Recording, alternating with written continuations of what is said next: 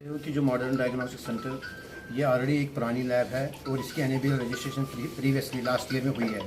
अब इस साल हमने क्या किया है कि थायरोकेयर टेक्नोलॉजी जो है जो टॉप इंडिया पैन इंडिया में एक टॉप लेबॉर्ट्री मानी जाती है, इसके साथ हमारा मर्जर हुआ है, तो हमारी पार्टनरशिप हो गई है। तो अब यहाँ पर रीजनल लैब थायरोकेयर की बन गई है, जहाँ पर वैली की सारी सैंपल जो थायरोकेयर को जाती थी अब वो यहाँ पर प्रोसेस हो जाएंगे। इससे क्या हो जाएगा, सबसे बड़ी इंपॉर्टेंट बात इसमें यह है कि एक रूरल एरिया में हमारे इस एरिया में इतनी बड़ी लैब बन गई है तो लोगों के लिए ये फ़ायदा है। दूसरी बात यह है कि हमारी जो डीएमएलटी जो हमारे लैब टेक्नीशियंस है उनको रोज़गार मिलेगा पूरी वैली में। हमारा जो फर्स्ट स्टेप है, फर्स्ट टारगेट है, आने वाले 6 महीने में 200 लोगों को हम रोज़गार देंगे। शुक्रिया। तो कितना अब चार्टर इलाके के लिए इससे बड़ा क्या फ़ायदा होगा कि इतनी बड़ी लेबॉर्ट्री उनके डोर स्टेप पर है, इससे बड़ा फ़ायदा क्या हो सकता है। बेसिकली थायरोकेयर की पैन इंडिया में 31 लैब्स थी, ठीक है सर।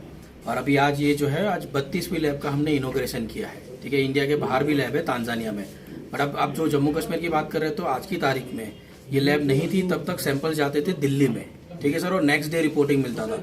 अब सेम क्वालिटी, ठीक है, सेम रिपोर्ट आपको सेम डे यहीं पे मिल जाएगी सर। और ये पूरा का पूरा जो बोलते हैं श्रीनगर वैली कवर कर सकते हैं, पूरी कश्मीर वैली जो बोलते हैं वो पूरा का पूरा हम यहीं से कवर कर सकते हैं। तो किन किन चीज़ों बेसिकली थायरोकेयर का जो रहता है कि भाई ये कोल्ड चेन प्रोसेस है, मतलब हमारा जितना भी सैंपल्स आता है वो बारकोडेड रहता है, ठीक है, और कोल्ड चेन प्रोसेस पे आता है ताकि जो सैंपल्स जो आ रहे हैं उनका जो टेम्परेचर रहता है 2 से 4 डिग्री सेल्सियस का ही रहता है। उसके बाद यहीं पे सैंपल इंपोर्ट होते हैं और जो टेस्ट यहाँ पे कर सकते हैं सारे के सारे यहीं पे हो जाएंगे, और जो बाकी का जो नहीं हो रहा है उसको हम फ्लाइट के थ्रू दिल्ली में हमारी जो लैब है वहाँ पे हम भेजते हैं प्रोसेसिंग के लिए।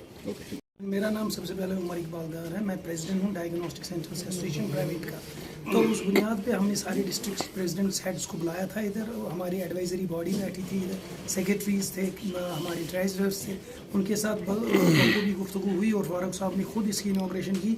सबसे बड़ी बात है, सबसे पहले ये चाडोरा के लोगों के लिए सबसे बड़ी बात है कि ये NABL रजिस्ट्रेशन लैब है। सबसे बड़ी चीज़ होती है लैब में जो NABL रजिस्टर्ड हो। तो उसके बाद भी 20 साल से इन्होंने 2 डेकेड से सर्विस देते आ रहे हैं।